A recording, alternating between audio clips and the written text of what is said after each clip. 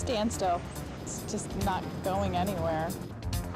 I usually use the Kennedy Bridge, and it's a mess.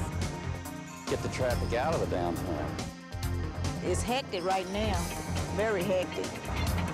Putting it out in the East End where the traffic isn't is silly. It'll just be a matter of time till they still want one in the East End. Kentuckiana's news channel, WHAS 11, presents Kentuckiana Connection, a town meeting. Tonight, our community looks at where to build a new Ohio River Bridge. Can we, should we, make a connection? Good evening, everyone, from the studios of WHAS TV. It's a question that everyone in this studio and most of you at home would like to have answered. Where should we or could we build an Ohio River Bridge? That's right, and in just a few weeks, our local leaders are set to finally vote on a transportation plan. Tonight, you get your chance to state your opinion. Hello, everyone. I'm Melissa Swan. And I'm Gary Rodemeyer, and tonight we're going to let you hear the options for building a new Ohio River Bridge. It is the question that has vexed Kentuckiana for the past several decades, but now we are ready to come up with some answers. We are down to the final decisions, the playoffs of bridge building in Kentuckiana. Gene West? Gary, I'm here in the audience, a studio audience of a little more than 100 people, and we'll be taking our questions, many of the questions from the folks here tonight. They represent a cross-section of our community from the East End, the West End, and Southern Indiana. Now, we selected our audience through searching area malls. You may have seen us out and talking to people, asking them if they had questions about the bridge debate, and we will hear questions from them tonight. Doug? Thank you, Jean. The questions won't be limited to our studio audience tonight. We've set up a data center. And since our noon news today, people have been talking to us. In fact, look at this. Ken Blanton says the bridge ought to at least be aesthetically pleasing. Maybe he's borrowing an idea from San Francisco. But let me show you what we've got behind us here. More than 2,000 people have already talked to WHAS since the noon news today about this issue. And we want you to communicate with us as the conversation progresses here. We want you to join the topic as it's on the air. And here's how you can do it. Fax us at 582-7513. Or email us with your home computer. Our website is right here, www.whas11.com. And you can email us at townhall@whas11.com. We'll be reading your responses. Gary? Thank you, Doug. So, who will answer your questions tonight? Well, we're going to go right to the source of the problem, the folks that have been doing most of the research for local government. They will be answering your questions tonight. Here is our preliminary panel for you, but there are many more people in the audience who will be answering questions too. First of all, they include David Keever, who is the senior analyst for JHK. He is represents the group hired to do much of the research on the new transportation plan. We also have with us tonight Liz Clark, a professional planner with experience in environmental policies. Also, Steve Smith, who is a vice president for JHK. He has 22 years of experience in the transportation industry. And Norm Nezelkevich, who is the director of transportation for KIPTA, the Kentuckiana Regional Planning and Development Agency. This, no doubt, is one issue that nearly everyone in our two states has an opinion about. You hear it all the time. Where are we going to put a bridge? Where should we put a bridge? And how to fix the traffic problem. Nearly everyone has something to say about it. Before we ask any questions of our panelists or our audience members tonight, we want to take a closer look at that traffic problem, the nightmare that some of you live through daily. And for that, we want to go to the news channel's Lauren Smith. According to the Ohio River Major Investment Study, the study that will help determine where a new bridge goes, about 106,000 cars pass over the Kennedy Bridge every day. That's 75% of bridge capacity. By the year 2020, the study concludes bridge traffic will increase to 130,000 cars a day. Much more than the Kennedy Bridge was designed to handle. And what if nothing is done? What will happen in this particular area is you'll just get greater and greater congestion, more accidents and incidents. Your rush hour, your peak hour periods will get longer and longer, increased frustration on the part of commuters, as well as people trying to move commercial goods through the area. David Keever is one of two consultants with the firm JHK and Associates, conducting a year-long $1 million bridge study. The other is Steve Smith. From Sky 11, he showed us that the big problem with crossing the river is not so much the bridge itself, but rather the off and on ramps. For example, where that split takes place between I-64 east and west. There's traffic trying to get into that one single lane, and you can see traffic is stopped on the bridge right now. One result, Spaghetti Junction has more than double the number of accidents than comparable sections of urban interstate elsewhere in the country. I hate it. Spaghetti Junction is very hard to get through, especially this time of the day. I hate it in the morning. That's why I have to come in at like 7 o'clock. I come in at 7 o'clock in the morning in order to avoid all of Spaghetti Junction. Right now, the ORMIS committee is studying 4 major options to solve the problem. Light rail, a downtown bridge combined with a major rebuilding of Spaghetti Junction, an East End bridge, and 2 bridges, one east, one downtown. A decision is expected by mid-December. Lawrence Smith reporting from This Week, our Kentuckiana Connection that appeared on our 6 o'clock news all of this week. Well, as you can see, the bridge over the Ohio River has become a political hot potato in this community. It has been for the past 20 years. And a lot of you want to talk to your elected political leaders about this. I'm sure everybody has an opinion, and you want to bend their ear. Well, many of them are here tonight, sitting on the front row, and let's introduce the folks who will be representing our elected political leaders tonight. First of all, on the front row of the audience, we have joining us from Jefferson County, the county commissioner from Eastern Jefferson County, that is Russ Maple. Next to him, the mayor of New Albany, Doug England, who is also chairman of the Transportation Policy Committee that votes on the bridge site. Next to Doug is Stan Smith, the commissioner for the Indiana Department of Transportation, representing the state of Indiana. Then David Burton, who is a planning director for KIPTA. Representing the 3rd Congressional District in Jefferson County is our Congressman Mike Ward. Then Tom Galligan, who is Jeffersonville, Indiana mayor. Barry Alberts from the mayor's office in the city of Louisville. Bob Popp, who is the Clarksville administrator.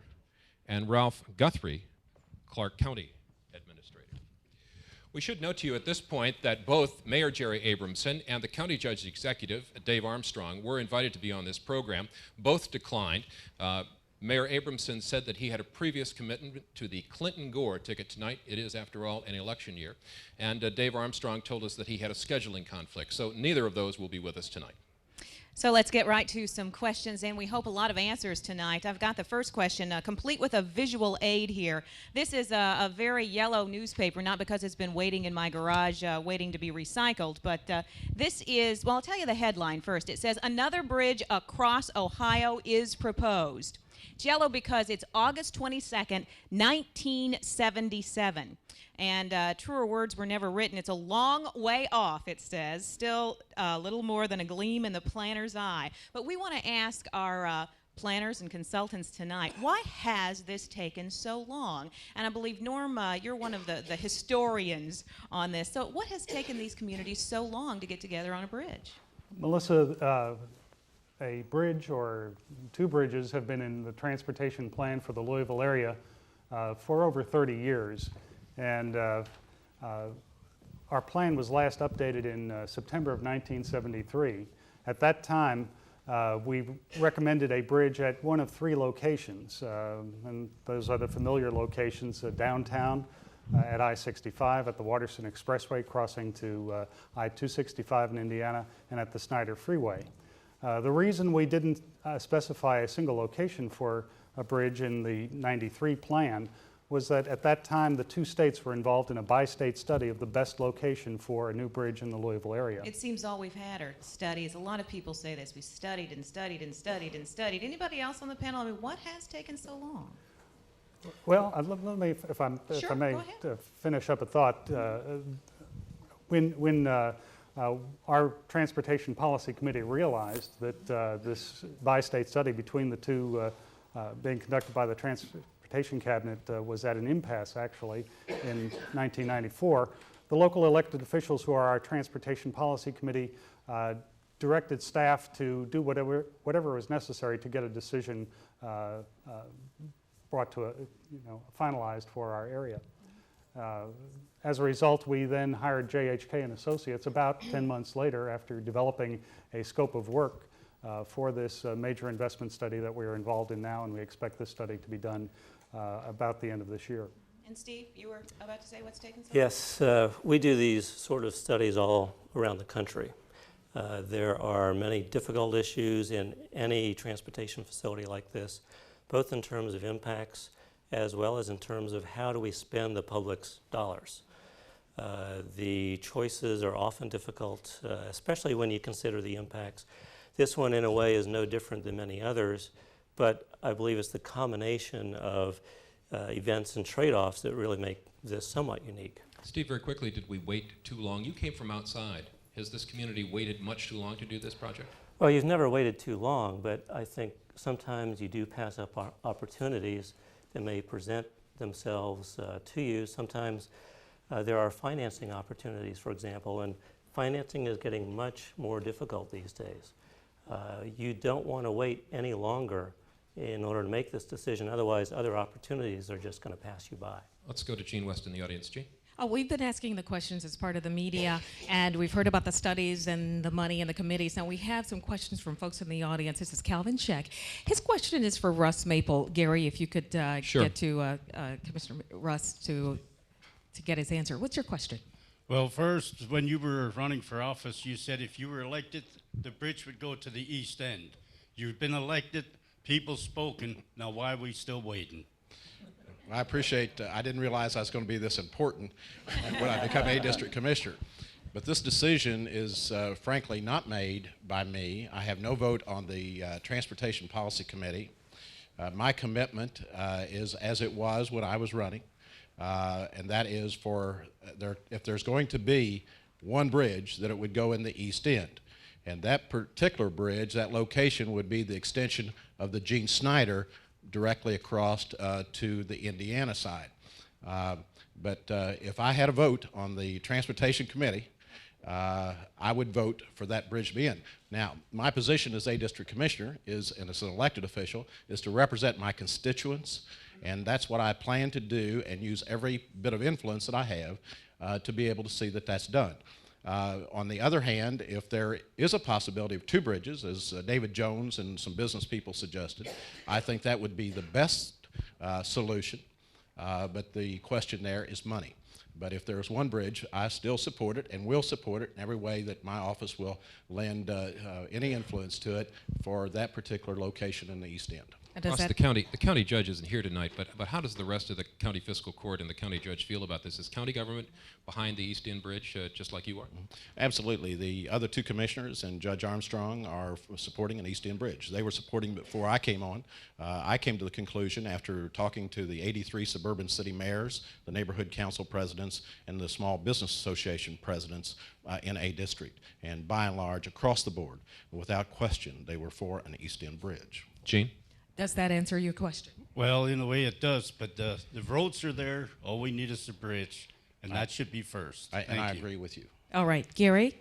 All right, thank you very much, Gene. Of course, we've been talking about an East End bridge, but one of the first and real options is a downtown bridge and the reconstruction of Spaghetti Junction that has so long vexed the community. Let's go back to Lawrence Smith, and he'll give us a preview of that option. A stalled car on I-64 just west of the Kennedy Bridge. Seemingly a small problem. But in Spaghetti Junction during rush hour, there's no such thing as a small problem. The stalled car is blocking one lane and backing up traffic on 3 interstates. Traffic consultant Steve Smith, watching from Sky 11, says it illustrates a problem with the way the junction was designed. That is one of the problems, just lack of shoulders, lack of maneuvering room. If you break down, it's very difficult to get other traffic by. And the backup caused by the stalled car creates other problems, like this rear ender. In fact, there are more than double the number of accidents in and around Spaghetti Junction than on other stretches of urban interstate around the country. And further complicating matters, traffic simply trying to merge from one interstate to another. People from the 71 ramp are just having to force their way into traffic. All this is why a massive reconstruction of Spaghetti Junction is one option under consideration. It would be combined with construction of a new downtown bridge parallel to the Kennedy, making one bridge northbound and one bridge southbound. Supporters of this option say it does the most to untangle Spaghetti Junction, but it would impact some historic homes in Jeffersonville and cause a major disruption of traffic during construction.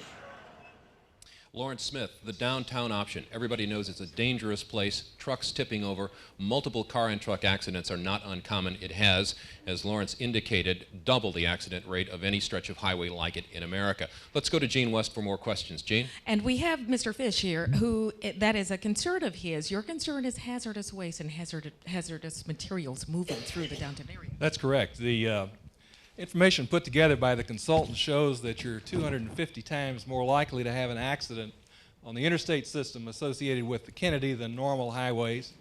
It also shows through extrapolation that you have a load of hazardous materials on I-65 on average every minute in the vicinity of the hospital complex and the college and a high school.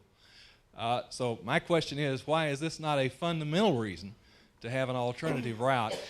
The East End, of course, would represent an ideal movement of that out of the... Liz Clark, can you answer that question? Actually, it's more appropriately answered by Steve. We've actually done quite a bit of work on looking at hazardous materials in a couple of different ways. One is the frequency of hazmat incidents, to use the abbreviation. The other is looking at the routing. We did produce information on the various routes that you can get around the region, adding up population and employment exposed, both daytime, nighttime, and so on.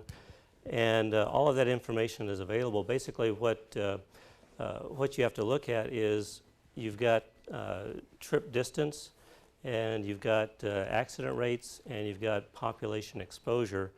And there are pros and cons to the various routes. I can't say definitively, because there are several combinations of routes that you have to deal with, exactly which alternative is the best in that regard. What is the, do we have any idea, first of all, well, David, do we have any idea what's the best solution for not causing these accidents downtown? Well, in terms of hazardous materials and so forth, certainly some of the best the best solution would be one which a lot of other regions around the nation have been working on, namely not even allowing them in that area. For example, if you've traveled in the Indianapolis area, you've seen a hazardous cargo routing direction around portions of the Indianapolis interstate system. So one approach is just not to even let them into the area through approved, very well thought out rerouting designations. So, and that's one particular technique that's being used throughout other major metropolitan areas. For those that have traveled around the nation, they can see that the interstate system at times does go through a major metropolitan area, or sometimes it goes around it. But we would certainly have, at some point in the future, a hazardous material plan. Do you live in Louisville? Do you work downtown? No, I work in the East End. Okay. Did they answer your question? Yes, they did. All right. Let's go to Doug and to see if we have any questions coming in by fax or email. Doug? Gene, we're up to about 2,300 people. About 150 people have communicated with us since we went on the air at 8 o'clock. I'm going to read one thing from a U of L student who just wrote, "Quit arguing about all this. Let's just do something about it now. I'm sure they did not put this much effort into the mess we have now."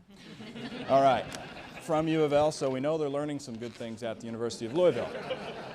I'd like to ask David Keever to go to our map. David, you have a wireless microphone, and I'm going to ask you some questions that have been coming in, both from eastern Jefferson County, and we're going to talk about the downtown bridge right now. Can you point to the Watterson Expressway, David? Wayne Harnett of St. Matthew wants to know, whatever happened to the option of the bridge that was at the end of the Watterson, which would cross the river to Utica Pike? What happened to that option? Yes, we did have an option of that particular location. It connected over here at I-265 in Indiana at 62, went approximately along this alignment, crossed the Ohio River in this area, and coupled up along 71 here, approximately 1 mile from the I-71, I-264 interchange. Now, why did you drop this option? There were 2 or 3 reasons why this particular option was dropped. One was that there were certain historic sites that were crossed in this particular area. One particular one, the Krogan Blankenbaker House, that's right here on the corner. We got very close to that. But I think more importantly, it dealt with some of the traffic engineering and geometric issues in this particular area. Namely, could we put a full interchange in this particular area and not cause congestion problems back at this particular interchange? All right. And in looking at it, we found that was a very difficult engineering maneuver to make. Gotcha on that, David. His other question, also downtown, realistically, wouldn't it be cheaper for Kentucky to build a downtown bridge because of its shorter distance, and it would take less homes, less lawsuits, which you'll most likely have in the Prospect area? We are doing a full economic analysis of all of these alternatives shown here. Just for an example, looking at the notion of the downtown bridge, right now this is estimated to be about $330 to $340 million, depending upon some slight variations that we're looking at this particular point. The light rail line that's shown in yellow on the map is priced at about $176 million. This goes from the downtown area out towards Sellersburg. Okay, David, thank you very much. We've had a few faxes about light rail, but not a lot. I want to say that so far, CEO David Jones, according to our fax people and email, is a hero from what he came out. A lot of people think what he did in the CEOs was great, and they want to see more of that kind of straight talking. And our thing isn't exactly scientific, we want to let you know, but since noon today, most overall, people have wanted an east-end bridge. So far, that's the way it's running pretty heavily, but that could change as the conversation changes, and that's what people are telling us through this, that they want to see how the town meeting goes. Jean? Doug, we have Brian Watson, who lives in New Albany, and you have a question about the downtown bridge proposal. Right. I want to know how putting a bridge downtown, which already has too much traffic coming in at one time, how it's going to save anything. Wouldn't it be better to divert what we can away from downtown? That was the question we heard quite a bit in the malls, is they're talking about putting a downtown bridge downtown to ease the congestion downtown. How's that going to work? Well, all of the alternatives have their various benefits, and you heard the mention about safety in the downtown area. The traffic incident that was referred to in the video that you saw earlier, a lot of the problems in Spaghetti Junction get there because of traffic being stopped, accidents, stalls, and so forth. The redesign of Spaghetti Junction would allow traffic to get around those incidents better, and it would have some benefit just to regular traffic flow through that area. All of them have varying degrees of benefit, and that happens to be the best way of characterizing the benefit of Spaghetti Junction. Does that answer your question? Well, what about while the construction's going on? We had a lot of trouble with just the bridge being fixed. With all this major construction, Right. how long is that going to take?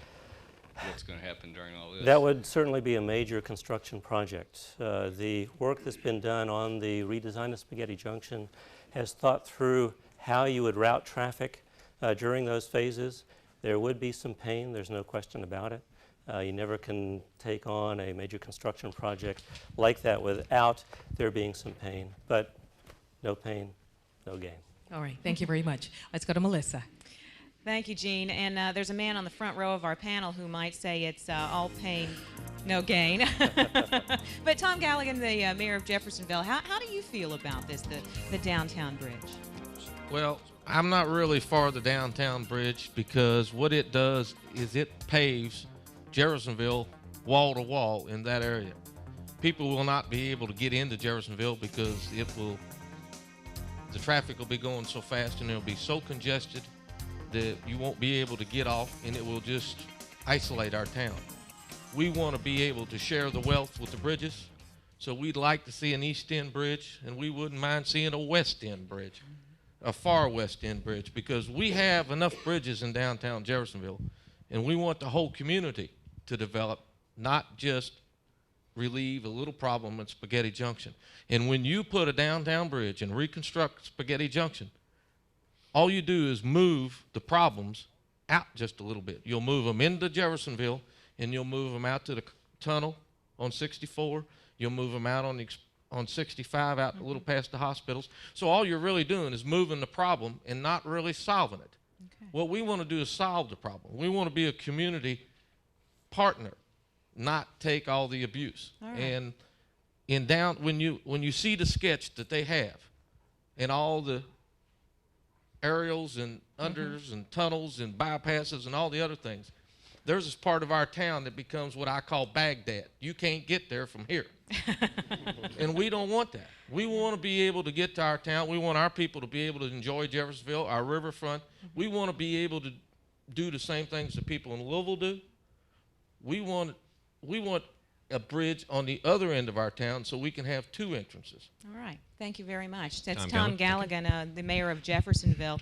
And when we come back, we're going to talk about, thank you, we're going to talk about another topic that's of interest to Jeffersonville, a lot of areas up and down southern Indiana, north to south, and over here in Louisville, that's light rail. We'll also be talking much, much more about the area we all love to hate, Spaghetti Junction, when we come back with Kentuckiana Connection. Stay tuned.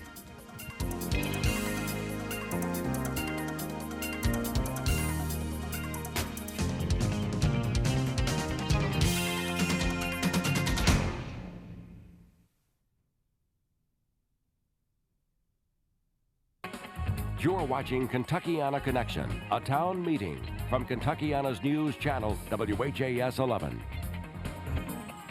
And welcome back, everyone, to our town hall meeting. I'm Melissa Swan. We are here with a packed house, a lot of people to ask questions of a panel of consultants and a lot of politicians who are here with us trying to give some answers to a very, very delicate and somewhat confusing issue here. And we are concentrating right now on the downtown option for a bridge between southern Indiana and Louisville, Kentucky. And Gene West has another audience member with a question. Gene? We're talking with Jim Evans, who lives and works in St. Matthews, but you have a question about the downtown bridge.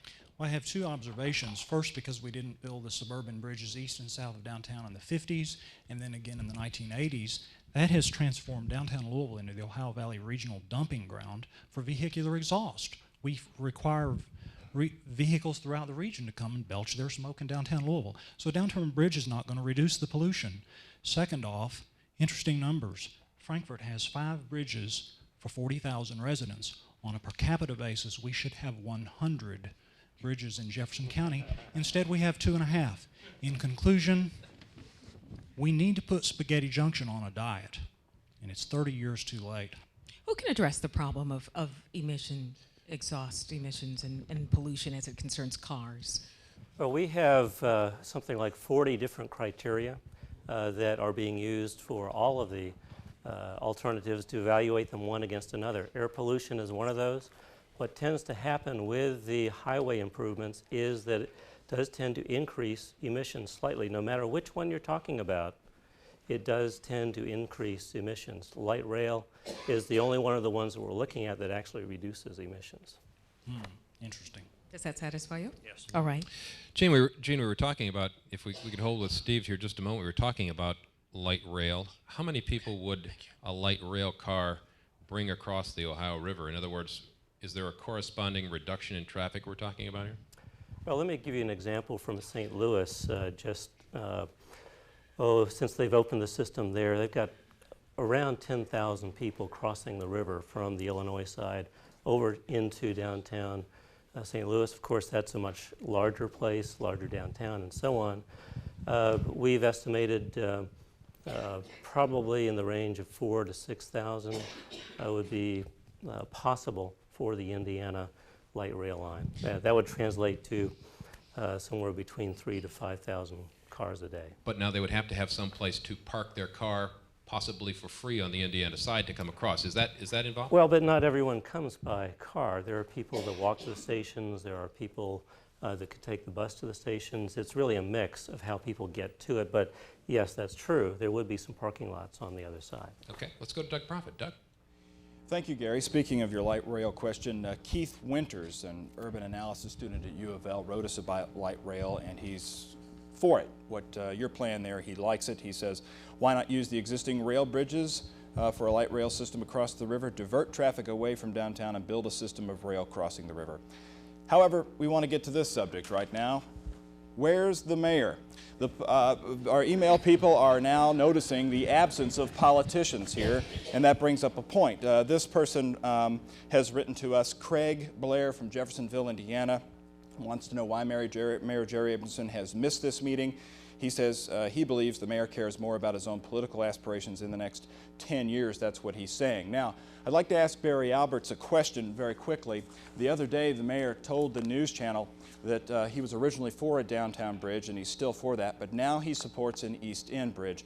Barry, why did the mayor now say an East End bridge? What does he really have in mind for that? And I guess he wants 2 bridges. Is that what his meaning? Well, I think the mayor has always said that he believes that the downtown Spaghetti Junction problem is an existing problem. It's only going to get worse. It has to be fixed immediately. We can't wait 10 years or 15 years until another facility is done before we start working on that. He's also said for the past couple of years, and he said this publicly in a meeting with Governor Bai about a year ago, that he believes that there's value in moving forward on both projects. We can't let one wait until the other one is done because, as I think somebody said before, you're talking about 8, 10, 12 years before these projects are moving forward. I think his position has always been clear that he's not against an East End bridge, and in fact, he has been, I believe, the only political figure that has come out in favor of moving forward immediately with these 2 projects. One of the problems that he has found, and I think all of us have found, is that we're in a position we're into a win-lose situation. It seems as if people that support an East End bridge believe that they have to basically kill a downtown bridge for their project to move forward, or vice versa. Given the funding situations that Steve said, where funding is difficult, you're not going to get a large hunk of money at any one time.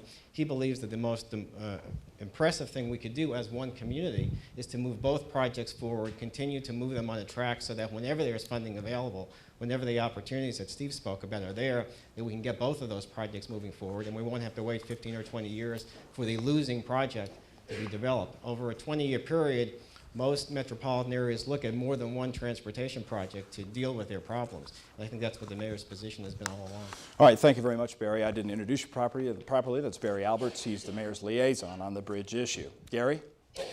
Okay, Doug, and batten down the hatches because in a moment we're going to go discuss the East End Bridge options and pros and cons coming up here on Kentuckiana's Connection. Just a moment.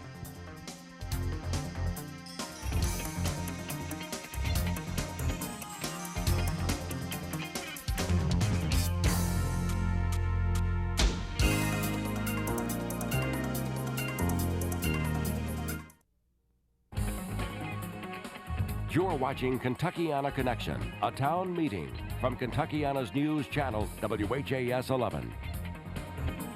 And welcome back, everyone. We want to move our discussion now to a topic that generates a lot of comments, a lot of controversy in our communities. That is building an East End bridge. Tonight, Lauren Smith is going to give you an overview of that debate. The Ormis Committee is looking at 2 possible East End locations for a bridge. One option shoots straight off the end of the Gene Snyder Freeway at US 42, just west of Prospect. It goes through the Shadowwood subdivision and would cross the river just west of a Louisville Water Company settling pool. In Indiana, the bridge would pass near Utica and connect at I-265. The second East End option shoots off the Gene Snyder Freeway a bit further south. The bridge would then traverse a ridge and through some expensive real estate in the Landing subdivision. It would pass through Prospect and cross the river between 2 Louisville Water Company settling pools. This route would pass near a quarry on the Indiana side and connect with I-265. The consultants hired by the Ormis Committee say either of the East End options would allow motorists to completely bypass Spaghetti Junction.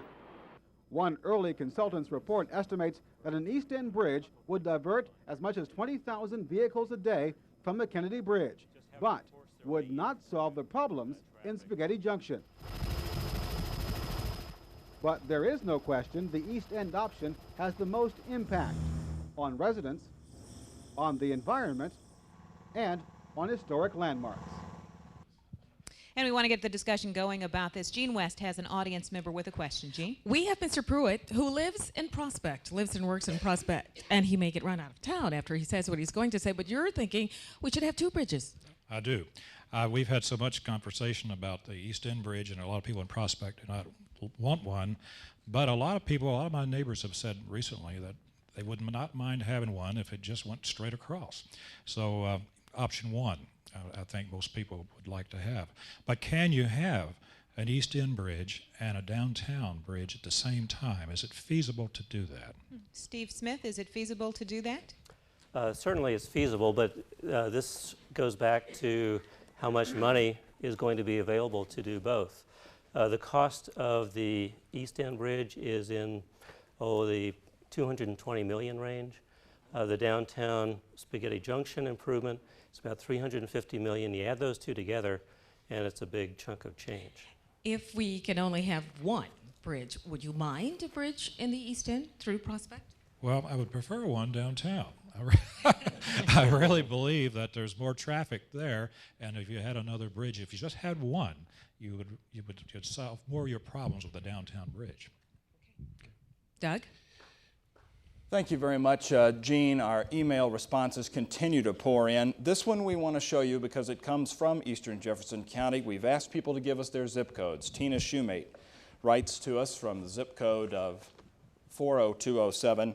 This bridge is more important than the airport expansion. No one cried out except the residents affected about being forced from their homes. The government just bought out hundreds of homes. The difference is those homes were valued between $30,000 and $60,000 approximately, and the East End homes are far more valuable. The East End owners still have more money to raise hue and cry over being uprooted. Money still talks volumes. And I got to tell you, on our faxes, the money issue and the wealth disparity is big. People really, this has been a divisive issue as we've seen. David, can you go to the map real quickly? This is another big question. Speaking of money, we might as well go talk about our taxes and taxpayers. How would this new bridge affect taxpayers on both sides of the river?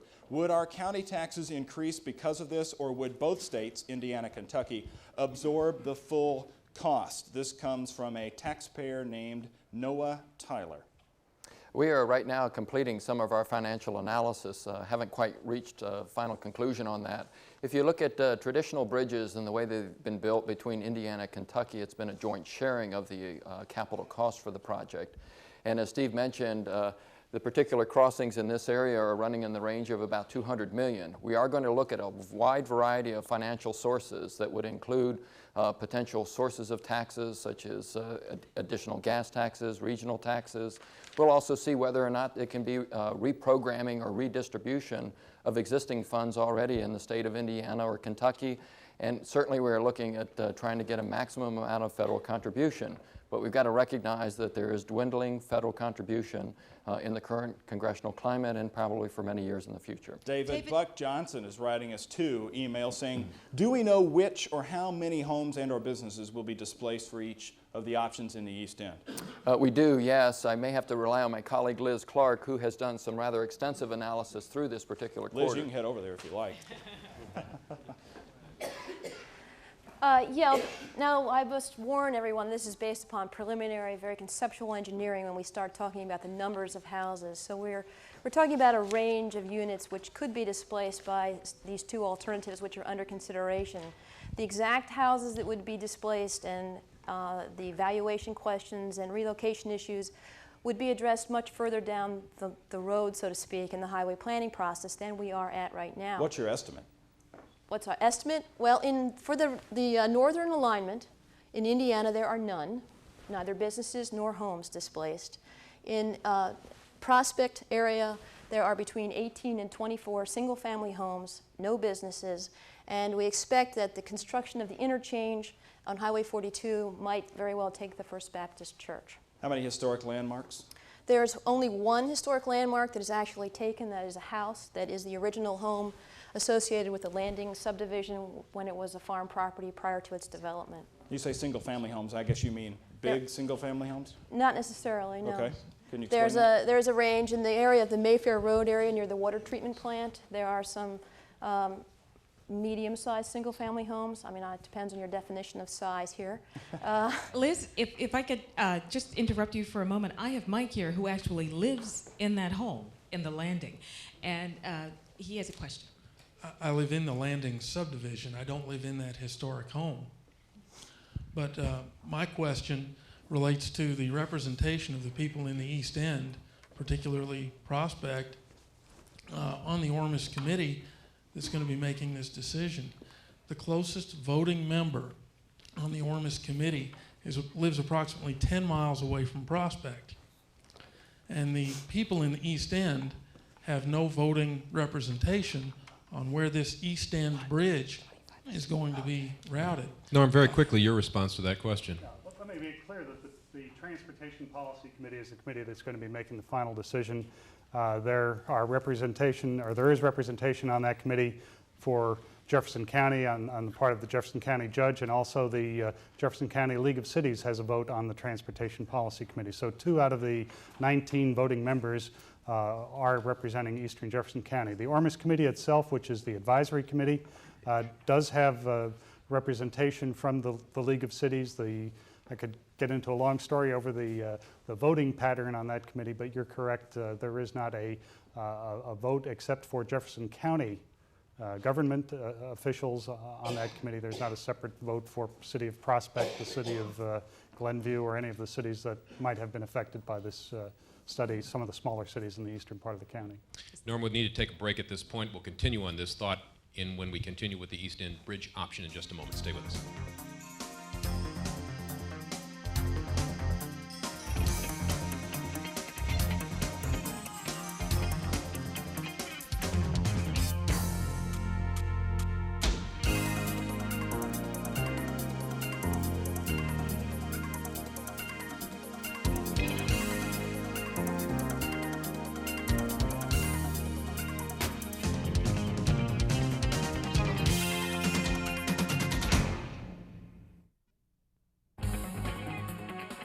You're watching Kentuckiana Connection, a town meeting from Kentuckiana's news channel, WHAS 11. And welcome back, everyone. We're into our first hour of this 2-hour marathon session talking about a new bridge for Jefferson County, somewhere between downtown and eastern Jefferson County. Let's go back to Liz Clark, who had not finished her point, because there are 2 options for an eastern Jefferson County bridge. And we were talking about homes and businesses and historic landmarks, Liz, being removed. Go ahead and pick it up where we broke for the break. Well, I think we had summarized the number of single-family homes in both Indiana and Kentucky for the northern alignment. And then we were bringing up the issue of historic sites along the northern route. And in fact, along the northern route, we really don't have that many that we know of at this time. We've done a thorough analysis of existing documented historic sites and archaeological sites in all of these corridors. And that study has revealed that there is a cemetery along this northern alignment, which may or may not be affected by the route, which would be determined during final design. And then there is, I said before, this one house here that goes with the landings. And there is a third house, which is a potentially significant house that has not yet been through the full historic evaluation, that's located in the vicinity of Wolf Pen Branch Road, which is right along the edge of the road, and may not be actually taken, but would be impacted visually. Liz, people in Prospect, I know, wake up in the middle of the night worried about this clover leaf. You said it would take the First Baptist Church in Prospect. It might take the new fire station. It might take the marina. It's not that large. It's not that large, but Prospect isn't that large. You put a clover leaf in the middle of that little town, and there's not going to be much left of it, I don't think. Well, I don't believe it's a clover leaf, and I think Steve might be a better person to describe what the configuration of that would be. In situations like this, you try to keep the impacts as small as possible. In this case, it would be a diamond interchange, of which you have numbers of them around here. Typically, 4 acres or so you could get by with if you design it very tightly. Okay. And it would go in the field next to First Baptist Church. But if it's, depending on the design and the site conditions, it's a possibility the church itself might have to be taken in order to fit it in. Okay. Gene West? We have a question from Chris Toby, who lives in Crescent Hill. He has a question about economic development that you think is missing from this discussion of the East End Bridge option. Yeah, the reason the Middletown Chamber of Commerce, Jeffersontown Chamber of Commerce, and Southern Indiana Chamber of Commerce, along with unions, almost every union on both sides of the river, have endorsed the I-265 East End Bridge because of all the jobs it would bring to this community. And this whole job equation, economic development, seems to be missing from this study. It seems to be completely traffic-oriented and doesn't really take the impact of all the jobs that would be added with the East End location. David? Yes, we're currently under the economic analysis portion of our study at this particular time. There are 2 aspects to the economic analysis that I'd like to point out as it relates to your question. One is the amount of employment or new business that would come into the region in general. And when we've looked at other major metropolitan areas over the last 30 years, we find that when you put a major transportation facility, such as the amount that we're talking about in the hundreds of millions of dollars, particularly to help complete portions of a regional network, that it is not possible to make with definitive statements any kind of conclusion about the level of employment associated with that major transportation investment. And the reason is that there are a number of factors associated with businesses locating fresh or anew in a regional area. Transportation is certainly one of the key factors, but it's dependent upon the skill base, the tax base, the type of zoning, rules, regulations, about 20 to 30 different types of factors that affect it. That's not to say, and this is the second part of your particular question, is along a particular corridor, such as one either in the East End Bridge or even along the improvements in the downtown area, we would expect to see some very corridor-specific development and improvement. But in terms of looking at it from the total regional perspective, we tend to see not that significant a change in total regional employment. David, what do you mean corridor specific? What does that really mean? Well, by corridor specific, I mean something, for example, within, say, a half a mile to a mile along a new facility. And that particularly occurs at new interchanges where there's ease of access to or from a major highway facility. All right, David, I don't know that we answered Chris's question. Well, no, it still seems to me kind of a cop-out that since we can't measure how many jobs are going to compute, we're just going to ignore it. And I'm going with the fact I believe if unions and Chamber of Commerce both believe it's going to bring jobs to this community, then I'm going to believe them and go that direction. One particular reason why JHK team was hired for this particular job is we're from out of town. We have no particular bias and so forth. In fact, when we looked at over 55 previous data collection efforts or previous studies and so forth, some of which Melissa referred to a little bit earlier, what we found is that some of the previous analysis that was conducted may not have been done in the most methodologically correct, or the analysis may not have been done as best as it could have been. And some of those numbers are still sort of floating around, so to speak. But what we have done is taken a look at all those previous data collections and analyses. Our only particular point about this is when we look at the total region, we cannot say with guarantee to your elected officials that if you were to put $200, $300, $400 million of investment in regional transportation improvements, that we could guarantee you a X amount of employment or improvement. Okay, and David, Tom Galligan, the mayor of Jeffersonville, you want to talk about jobs?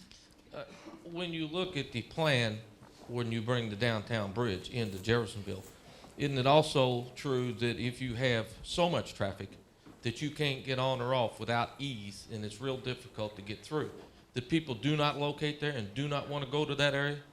Because that's what we're looking at with the downtown bridge scenario in Indiana, in Jeffersonville. There are incentives and disincentives for businesses locating in particular areas, and your point is quite correct. If the condition is such that it's hard for employees to get there or patrons of particular businesses, then they will avoid those areas, yes. All right, thank you very much. We're going to be talking more about an East End option for Kentuckiana on Kentuckiana Connection when we return. Stay tuned.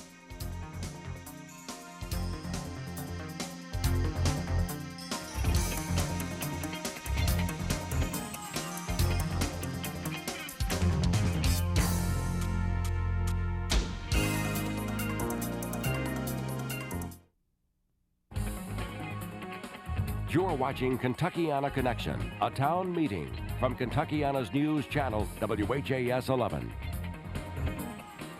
And welcome back, everyone. We're going to continue the debate. East End Bridge, Downtown Bridge, two bridges. We don't know yet, but we want to talk about something very briefly here. We've heard from the mayor of Jeffersonville about what he thinks will be a devastating economic impact to Jeffersonville if there is a downtown option, if we go for a downtown bridge. Now, Liz Clark, can you tell me, are you studying the economic impact of Jeffersonville? Do you know what that may be?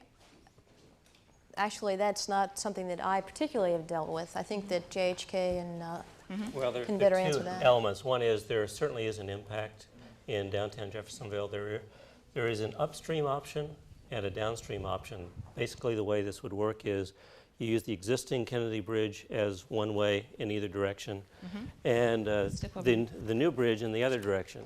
The major impacts would be in terms of, if you're on the upstream side, we have the historic district. We do have several homes that would be taken. There is a handicapped residential facility, and several other impacts up the line, a couple of businesses.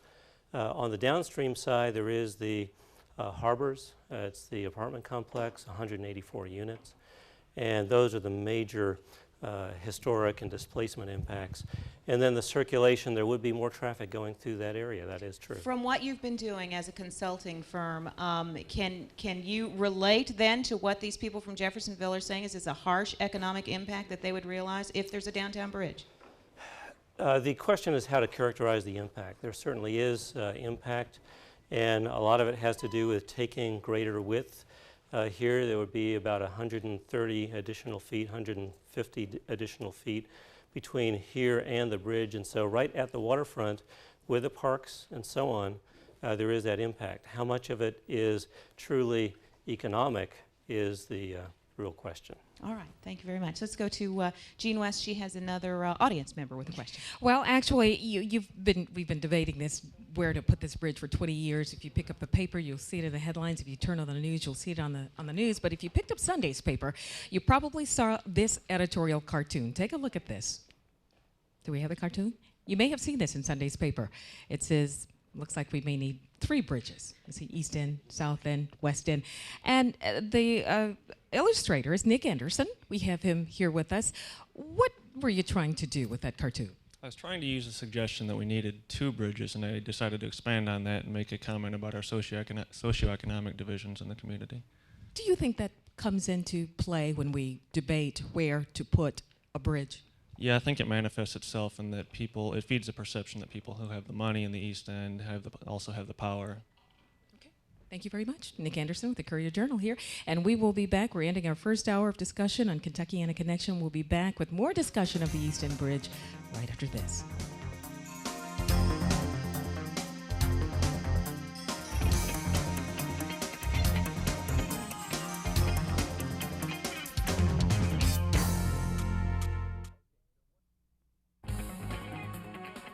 You're watching Kentuckiana Connection, a town meeting from Kentuckiana's news channel, WHAS 11.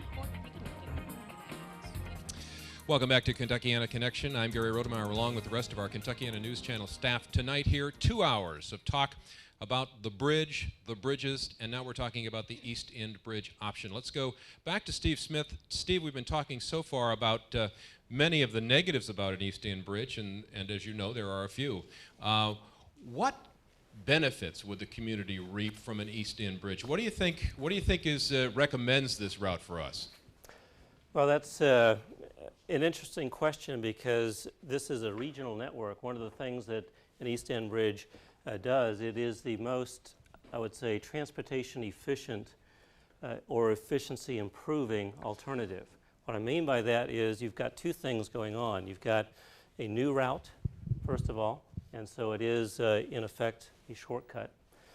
You also are diverting some of that traffic, and the heaviest movements that are diverted are the ones, as you can imagine, that are now doing that.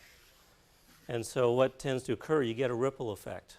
You not only have this new route, the new bridge would be projected to carry about 40,000 cars a day in 20 years or so. And then that ripple effect involves removing some traffic from the downtown bridge, freeing up some of that capacity, and so this area would move at least somewhat better at that point. And Steve, when you refer to all of this, are you talking about either East End option? I mean, we have 2 East End options. Can you tell us about the blue option? Is that the same? Does it hold true? Well, both of them, in terms of transportation efficiency, do about the same thing. And so what the choice between these 2 really gets down to is the impacts. What are the impacts in terms of displacement, costs, and so on? Is there less displacement with the blue option as we have, the one that goes straight from 265 to 265? Well, again, all of these numbers are preliminary, and Liz actually has more of these in her head than I do. Okay. There are some, and Liz will talk about what they are. The blue alternative, or the middle alternative as we refer to it, has somewhere between 15 and 28 single-family displacements associated with it in Kentucky. The large majority of those are from the Shadowwood subdivision, which is passed through in this location right here. As we go across the river, we take a few in Utica, a few outside of the town of Utica, and a few in a settlement area along Old Salem Road, for a total of somewhere between 8 and 21. Comparatively, if we were to look at the red line versus the blue line, the big difference, first of all, is that there are a lot of, 8 to 21 units displaced in Indiana as opposed to none when you compare the blue line to the red line. If you look at the single-family homes in the two East End alternatives, they could end up being equal. However, if you take the high end of each of the two ranges, there would actually be a few more displacements on the middle alternative, or the blue line. With the blue line. All right, thank you very much, Liz. Let's go to Jean West, who has an audience member with a question. We Jean? have Ms. Sleep, who lives in Prospect, and your question is about that second East End Bridge option. Right. My question would be to anybody on the panel this evening. I'd like to know, we've been talking about this bridge being talked about for the last 20 plus years, and the natural progression has always been off of the Gene Schneider. I guess I'd like to find out, at what point did we decide to put into a second East End option, and why? It seems as though it doesn't take a rocket scientist to look at the red line against the blue line, and it's a far bigger line. And as Liz said, the numbers are equal. Or actually, the red line takes 8 to 24 homes, where the blue line takes, if I'm correct, I think she said 8 to 21 homes, and potentially a cemetery through the red line. It just doesn't make sense to me that we would even continue to consider this option. Who can explain? So your question is, why did you come up with that second East End option? Right.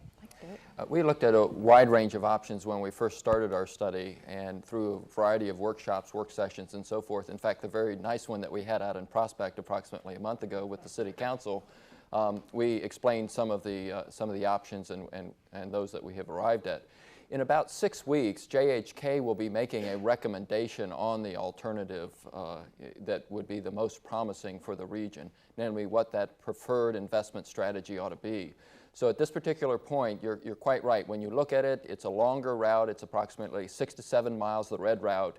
The blue route is approximately 5 to 6 miles. Obviously, the red route would be more expensive. But when we do these types of studies, we look at a broad range of alignments, and we have not yet reached our final determination at this point, nor has the ORMUS Committee. How much difference are we talking about in cost, David? The cost range is about $197 approximately for the blue route, and it's about $215, again using some round numbers, for the red route. Does that answer your almost question? $20 million? That's correct. Okay. So it costs more, it's longer. Why is it a good option? Liz has the answer to that. Okay. Go, Liz. I'm not going to say why it's a good option. I'm just going to add to David's explanation as to why we added it. The reason why is primarily because this area, all in through here, has one of the largest concentrations of National Register historic sites anywhere in the country. And we are required, under the federal requirements for highway planning, to seek out alternatives that do not affect those sites. Therefore, we were looking for a path through this area that would provide a connection from here to here that avoided those historic sites. That question must be asked at some point, and it was imperative that we ask that at this time. So there might be less red tape with blue. This was the only line that we could find that went actually between what you might call the neighborhoods of Prospect. And if you live in Prospect, it may not feel like it's going between neighborhoods, but it is in fact located to go between Fox Harbor and the landings, as opposed to through either one of those communities. Liz, what happens if you if you have to take out a historic house? Can you move it? Do you have to tear it down? Do you have to get special dispensation? What do you have to do? You have to reach agreement with the State Historic Preservation Officer and the various regulatory entities in Washington if it's on the National Register.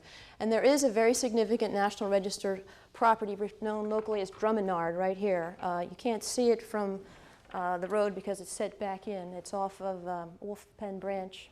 And there's another very large property, Bellevue, which runs from River Road all the way out to the river, which is Elizabeth, also... if I can get a follow-up question from Ms. Sleep. Actually, it's just a comment. You had said that it runs between the two. It actually enters the landing, and the way it was diagrammed, and it runs diagonally through the back half of it, and also goes through a part of Fox Harbor. So in a sense, you are correct, it runs through both.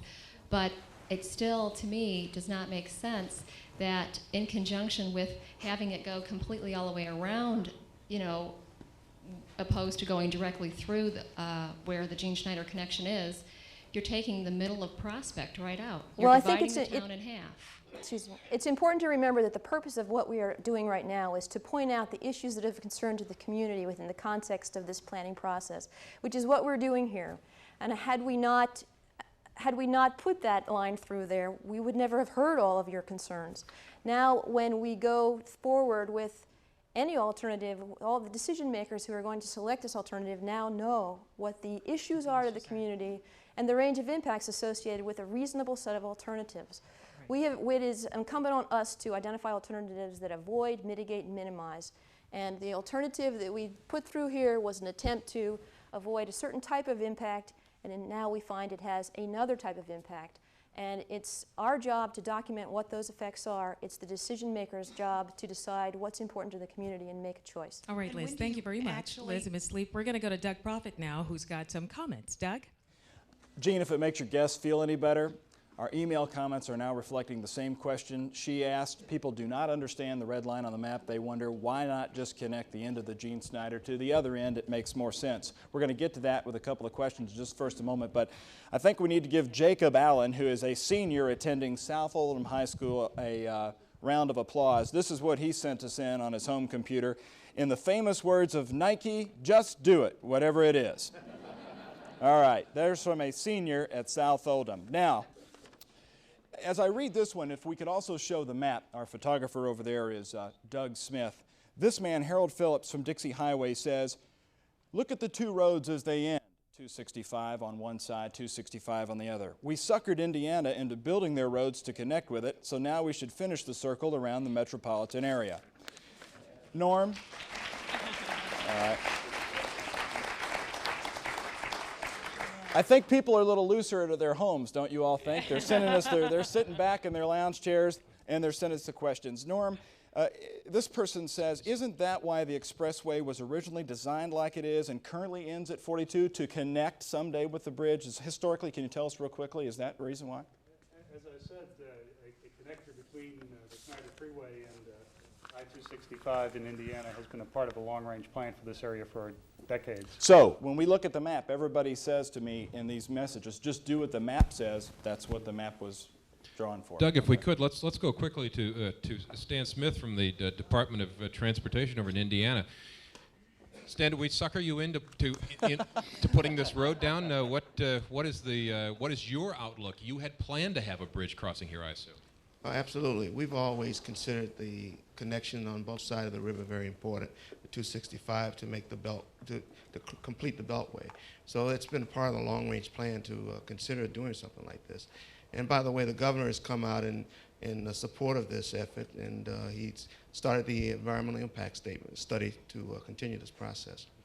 Would you necessarily be against a downtown bridge or two bridges in Indiana? No, I'm not against it, but I think if you give them a chance to explain the alternatives, which includes some rework of the Spaghetti Junction along with the East End, it will pretty much satisfy those needs of two bridges. All right. Stan Smith, thanks for coming down and being with us tonight. Jean, back to you. Yeah, we have a question from Dan Schomer, who lives in Prospect, and this question is going to be directed to Liz. Yes, ma'am. I've lived there 18 years, and I always thought that the blue line was where the bridge was going to go, and that's why I built my house in the landings. And I understand about 5 years ago approximately that Dale Orem devised this red line going through the landings. And if you come out to the landing subdivision, and we're in a valley, we got about 85% encirclement with ridges and hills and valleys. You get a lot of echoing. You're not going to take out 1824 homes. You're going to take out the entire subdivision with pollution and noise, destroy all the wildlife. And have you people actually been to the subdivision and studied this? I've asked questions. I've never gotten an answer to that. We've been there, definitely been there. The route that's actually on the maps, which we have been working with the engineers, places the road on the wooded hillside between Fox Harbor and the landings, and therefore it technically does not go through the center of the landings. It wraps around the community recreation site where the little marina is and goes through there. And there are still some homes that haven't even been built in some of the lots that it goes through. About maybe 1 or 2 lots. But you're still inside that hill, you're inside that valley, Yes. and you're creating a lot of noise. And there are impacts. I mean, you and can put it in the middle or the side, you're still going to get a tremendous amount of noise. That's correct. All right. All right, thank you both very much. And what we should point out is that right now these are the options that JHK is looking at. They have not made an official recommendation. That is coming November 11th, they tell me. I've asked them to reveal it tonight live here on the air at our town meeting, but they have respectfully declined.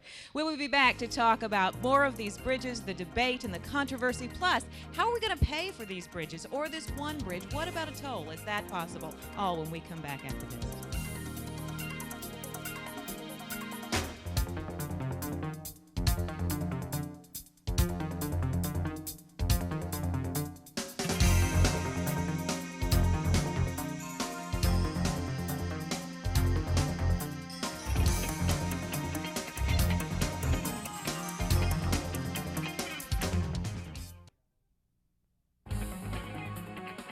You're watching Kentuckiana Connection, a town meeting from Kentuckiana's news channel, WHAS 11. And welcome back to Kentucky Connection. First of all, in this program, we were talking about one bridge, then two bridges, then rebuilding Spaghetti Junction, then light rail. Well, now we're up to about $500 million. How do we pay for all that? Walk with me as I take you to Washington. And our 3rd District Congressman, Mike Ward. Mike, I know funds are tight in Washington. Everybody talks about budget cuts rather than budget expansion. What are the possibilities of paying for, with some federal help, these bridges as we see them tonight? Well, we're going to have to be very creative as a community to come up with the kind of money we're talking about, even if we just do one of the two options. There isn't this kind of money lying around near the way there was before. But more importantly than that, we are going to have to be united as a community. And the one thing that I came down here tonight to express, and I appreciate the invitation to listen to this is very beneficial, is that we need the community to come together, make a decision, and set those of us in motion who do this. Because when I'm told where the goal line is, I'll run toward it just the way I have with Naval Ordnance or Printing House for the Blind. That's what I do as an advocate for the community. Do you But favor? only when the community can come together and tell us what the community wants through the Transportation Committee of KIPTA and then through the state government. Well, are you willing to take a side here tonight? East End, downtown, what's your favorite? I just want to be told where the community wants to go, and I'll run toward that goal like hell. But that's been, honestly though, that's been my position all along. The community did not hire a transportation expert when they elected me to Congress. They hired an advocate. That's what I do really well, and that's what I'll do whichever way the community wants. You know, I know there's a half-built bridge down at Owensboro, Kentucky, lacking federal funds. I mean, if they've got a half-built bridge down there and can't even get it built, how can we build two? That's why it's going to have to be real creative. The question in Owensboro is that Congressman Natcher, for whom we've now named the bridge, incidentally. The half-built bridge.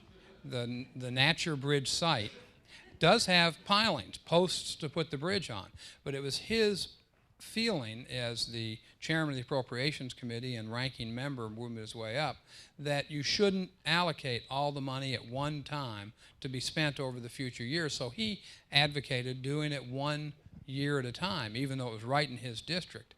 Because of that, the money slowed up and it hasn't gotten finished. That's one of the fears I have about Louisville's plans. All right. Thank you, Mike Ward. Gene? We're talking about money. We have this gentleman who lives in Prospect. Tell us your name. Lee Tucci. And your question. My question relates to the cost breakout. Right now that there are 3 bridge alternatives under consideration, they're not all on an apples-to-apples basis. 2 of them involve a complete restructuring of Spaghetti Junction, which, as far as I can figure out, is over $100 million. Third alternative is shown as much cheaper, but only has a partial breakout. I think to have a fair economic evaluation and an evaluation of the relative benefits all the way down the line, we need to look at downtown with a partial restructuring of Spaghetti Junction, as well as East End was a partial restructuring. So I'd like to hear the consultant's comments on that. Let's break out the cost. In fact, I'll go over to the map and do that real quickly for you. We do have a full cost breakout, so we are looking at apples to apples. If we were to look at the downtown bridge, the Kennedy Bridge, as Steve had mentioned earlier, it's approximately $330 to $350 million. Let me point though, that the bridge component itself is about $50 million for the bridge itself. Your mic is going out. Oh, I'm Go sorry. ahead. Okay. About $50 million just for the bridge itself. The improvements to the Spaghetti Junction run on the order of about $250 million. So understand the relative components there. And obviously there's some improvements on the Indiana side in order to make the connections also to a new downtown bridge. So that's the first aspect of it. While I'm here in the downtown area, let me quickly hit the light rail line. It's a $176 million investment to do approximately a $15 million light rail line, and that would be using existing right-of-way, very, very cost-effective approach to making that particular type of a capital investment. Let's go down the east end real quickly. As Steve had mentioned, the costs there are approximately in the $200 million, 200 or 20 million, depending upon whether the red alignment being the more expensive one, because it's approximately 6 to 7 miles, and the less expensive being the blue one. Again, the bridge component of that is approximately on the order of about $50 million. So most of it is on interchanges and other land connections. So we're doing an apples-to-apples type of comparison. What about a toll for this bridge, wherever it may be? If we were to do a toll, we would be looking at a toll which uses automatic vehicle identification technology. This is a new type of technology that many regional areas are starting to look at now as a means of supplementing traditional sources of funds. Obviously, as a toll, it would charge those individuals using that specific facility. So you would see toll facilities located on one or both sides of a particular crossing. That kind of detail would work out later in the engineering design aspects. All right, thank you, David. Gary? We have about 35 minutes to go in our Kentuckiana Connection tonight. We'll be back with more in just a moment. Stay with us.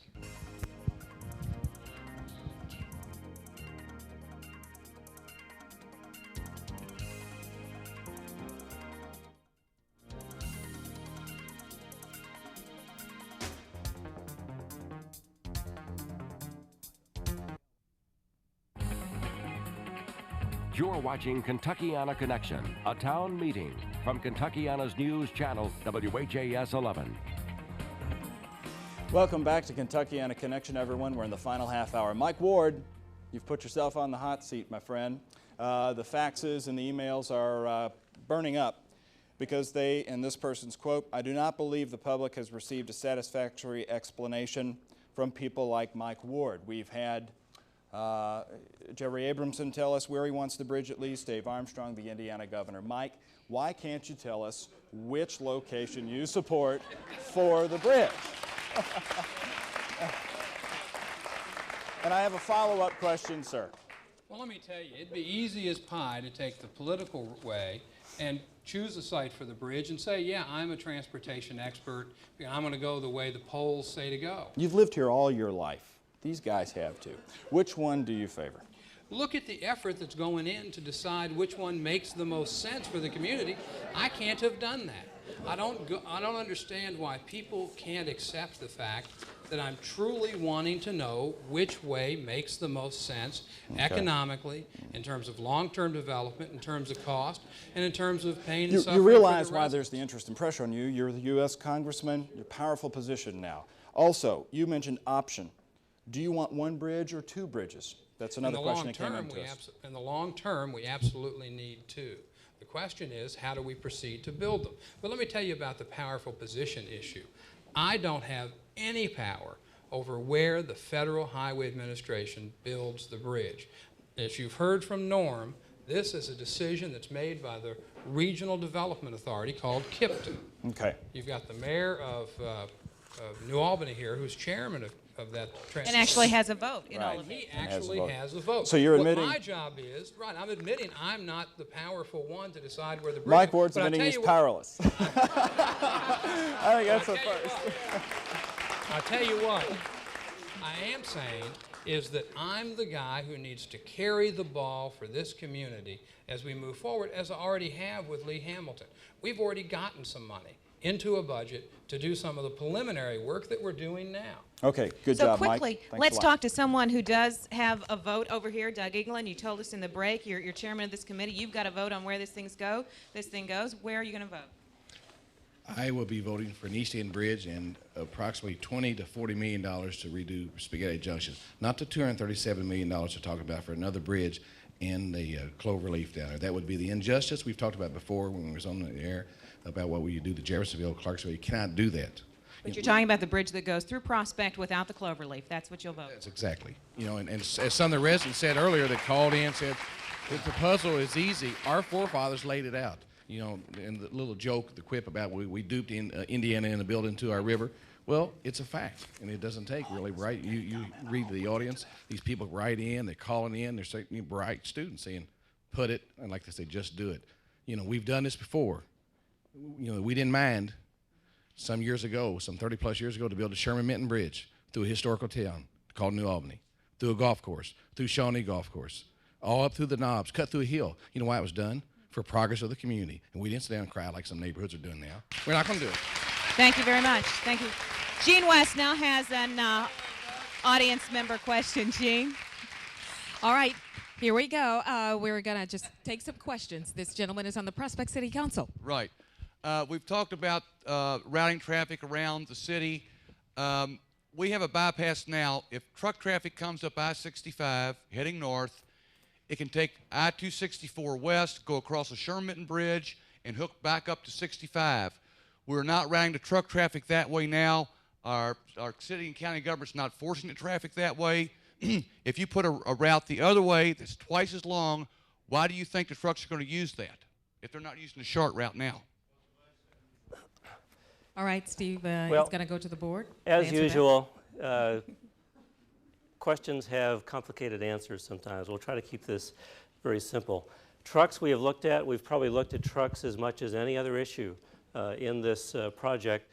And it's true, as far as distance goes, there are some trade-offs. But if you look at the total benefits, so to speak, of the East End alternatives, it shows that as far as transportation efficiency goes, it is one of the most beneficial of all.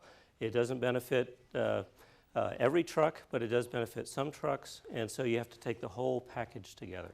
All right, thank you very much. And we'll be back with more of Kentuckiana Connection right after this. Please stay tuned. We'll have your comments and more of the controversy.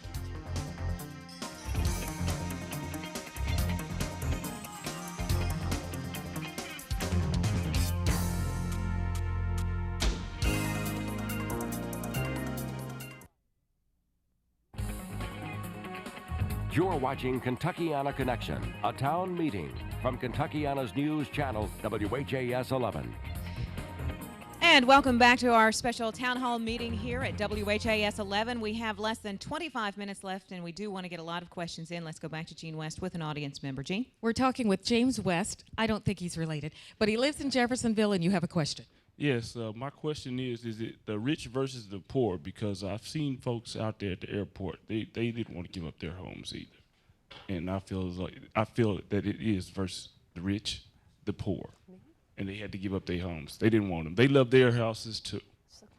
All right, can we talk to one of the elected leaders? Mr. Maple, perhaps? Can you answer that for me? I'm not sure if it is. I know that as I've traveled around Jefferson County, that seems to be an issue that comes to the surface, where people feel that it is the rich against the poor, or what have you, that it is about money and the people of means to the people with no means or very little means. And I think that whether that is the fact or not, I'm not sure. Well, but Steve, I do believe that it is an issue. Do you think that's going to play a large part in whatever the decision is? No, I think the bridge is going to be in the East End anyway. 265, 264. It's like the lady said, it makes common sense. Just Russ, makes common sense. when a public entity decides to condemn property and build a bridge, despite lawsuits and whatever else, it generally happens. I don't know of a city or a county that's ever lost a condemnation suit ever in Kentucky. Well, I don't either, and I'm brand new on fiscal court, and I'm learning as I go. But I can tell you that it seems that when the government decides to do something, they get it done. When it comes to condemnation, I feel that this is, as I was saying, is an issue that really is I was campaigning recently, that came to the surface that this was not just about transportation, but it was about a social and economic issue in regards to this community. Let me pull Stan Smith up here from the Department of Transportation. Stan, maybe we can move you around this way now. You have some experience with this in the state of Indiana. When you decide finally on the course for a bridge or a road, it's pretty much a done deal? Yes, when we do that, obviously we have funding issues everywhere, but we make our decisions based on the need. Obviously safety is a consideration, as well as the traffic counts and things like that. But we try to develop plans that allow us to go after funding. So once we've made our decision, we will then try to find the funding for it. Your governor has already pledged Indiana funds to this project, has he not? Yes, he said that he will put his fair share into this project. He's committed, that we're going to move ahead as best we can, and my job is to go out and help find the funds to do that. But he's made a commitment that Indiana's going to do its fair share. All right. Stan Smith, thank you very much. Gene? We have a question from Jerry Mossbacher, who lives in Prospect. My question is for Mr. Smith. It is as follows. I noticed earlier that you had said that there are two things that we didn't want to do. We didn't want to potentially have the full effect of building two bridges, the economic effect, and that building an East End bridge would not alleviate the Spaghetti Junction issue. With that being said, looking at light rail, has anyone looked at the economic benefit of continuing light rail all the way out to the airport and how that might favorably affect our community? Okay, good question. There is actually another study that's going to be starting within the next couple of months to look specifically at the broader light rail issue. We're looking at the yellow line, as you've seen all night. There are also other lines that are being contemplated down in the Kentucky side here, so that is a full-fledged evaluation that the community is going through. Does that answer your question? It does. The only follow-up comment that I might have to that is for tonight, for the first time, I heard that the East End Bridge could potentially be a toll bridge. And coming from a city and moving to Louisville, and happy to be here, leaving a city that had a lot of tolls, I couldn't find anybody that liked those. Have you been successful in finding anybody that wanted them here? Well, I'd like everyone in this room who loves tolls to raise their hand. All right, we're going to have to go to Doug, who's got some comments via email. Doug? Did I hear another study, Gene? Is that what we heard? I saw some people wincing up here. Here's some of the faxes coming in. This one right here. Call me when the smoke clears. This one comes to us saying, if the plan for decades has been to connect the end of the Snyder to Indiana, why was the development of the area allowed to continue? And then we have another one here. We need two bridges now. We find money for everything else. Why would we not find enough funds for two bridges? Make it a top priority and let the stadiums wait. Now, before we go to a break, applause here for that comment. That came from Mrs. Shuley in Louisville, Kentucky. And on the computer screen there, an East End Bridge would solve the problem with all the trucks and other people who need to bypass downtown. All major cities have a bypass, and we have enough traffic for a bypass. We now go to a commercial break on Kentuckiana Connection. We've had 2,700 people contact us by fax and email. We'll be back in a moment.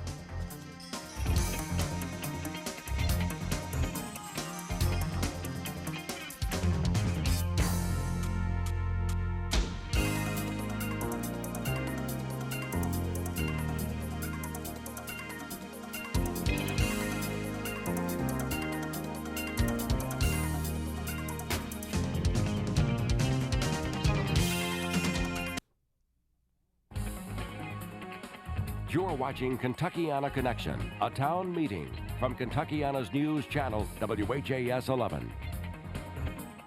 And welcome back, everyone, to our town meeting. We are in the final 15 minutes of this 2-hour town meeting. We want to go to another audience member with a question. Gene? We have Mr. Edwards from Valley Station. You have a question. Well, I was wanting to know, with the new light rail system, will they use that to supplement public transportation throughout Clark, Floyd, and Jefferson County?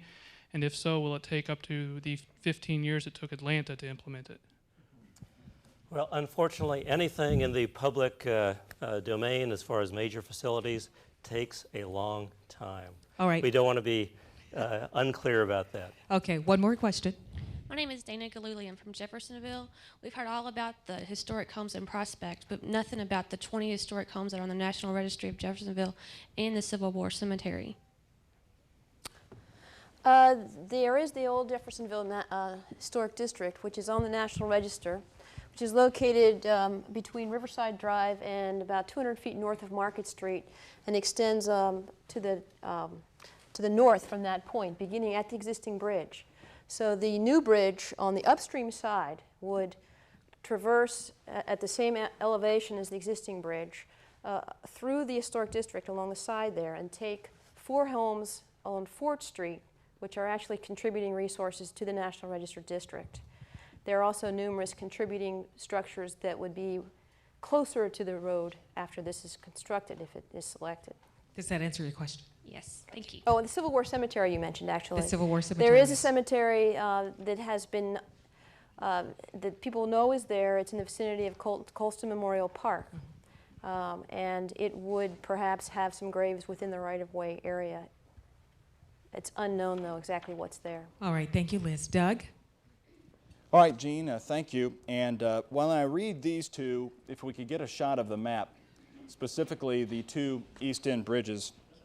First of all, this comes from a writer, Clark Palmer. He says, "Go visit the 1275 Beltway Bridge around the west of Cincinnati. It looks great on a map, but nobody uses it." I don't know, I've never driven it, but that's according to Clark Palmer. And, you know, we've been a little tough on Mike Ward, but this is a person, Mike is a fan, obviously. Kirk Grusback says, "Tell Mr. Ward to build the East End Bridge. Mr. Ward," and we should look at the map now, "we want the blue line, the shorter line. Please build the blue line East End Bridge." More of Kentuckiana Connection is going to continue here on WHAS in a moment.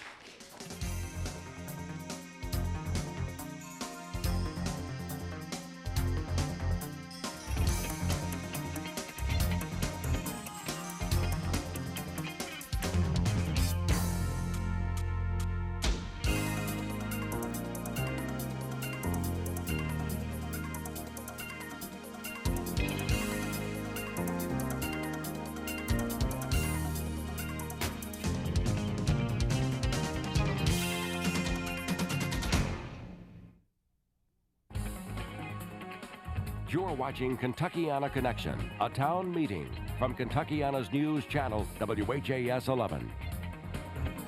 Well, we have been receiving some fax and email messages here to our town meeting wondering where Lonnie Falk, the mayor of Prospect, is tonight. The mayor was invited to attend, but he declined. Well, we have the mayor of New Albany, who is the chairman of the Transportation Planning Committee, and Doug England, can you promise us that we will have a decision on where this bridge or bridges will be placed by the end of this year? Yes, if the consultants bring us the recommendation and all the facts, there will be a vote, and a vote taken. There will be before Christmas, there should be an answer. We talked earlier that Indiana had pledged a goodly amount of money to this. We've been talking about problems with financing 2 bridges. How much money will Indiana bring to the table? Governor Baia, Jeff Boat, when they were doing some expansion, made a speech this past summer, and that's what he appropriated the funds for doing the environmental study, pledged to at least pay, Indiana would pay at least 50% of the cost of the bridge. Indiana is fortunate now to have one of the tops in the country. We've got $1.6 billion in reserve. A $200 million bridge is not a problem. Indiana will come up with their shares. I think our governor would like for Kentucky to come up with theirs.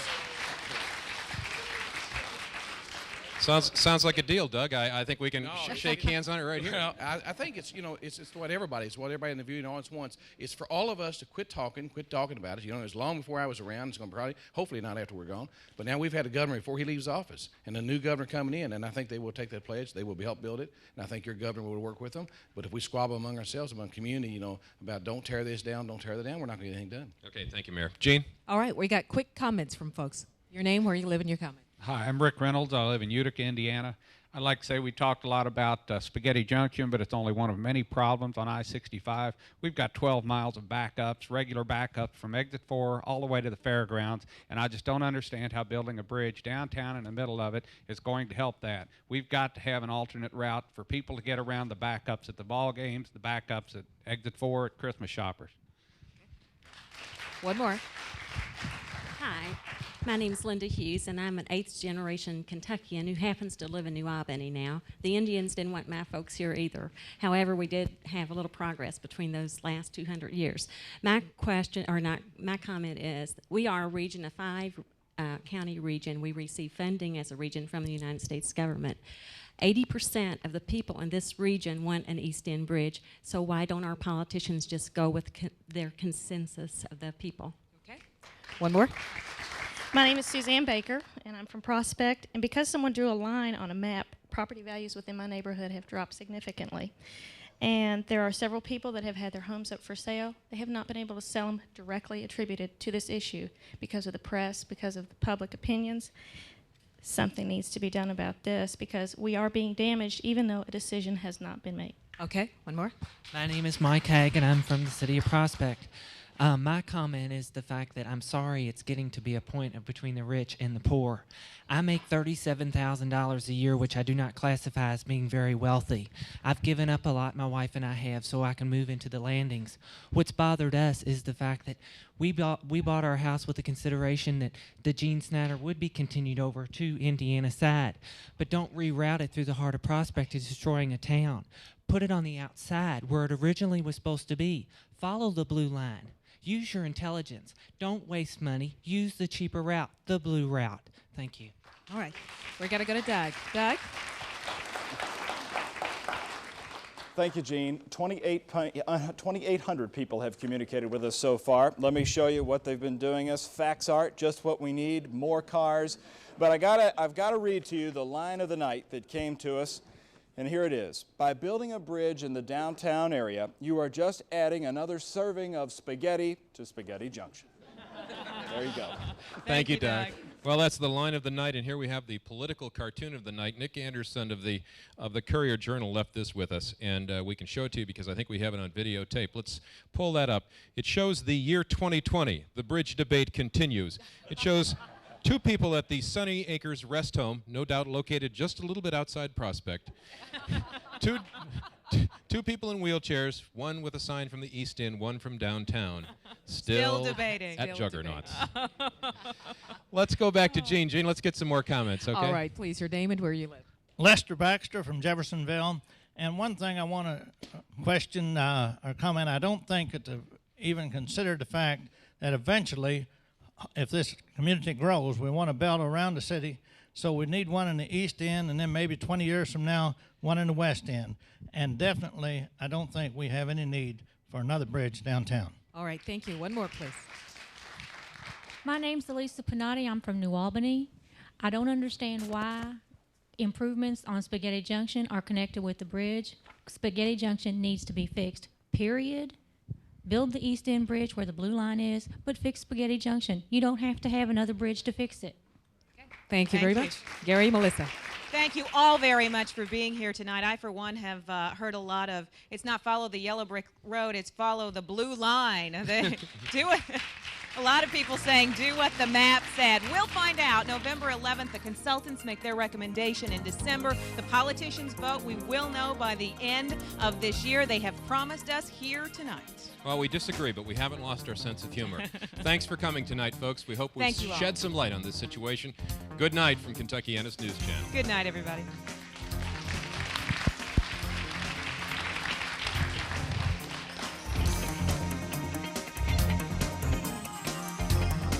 You've just watched Kentuckiana Connection, a presentation of Kentuckiana's News Channel, WHAS 11.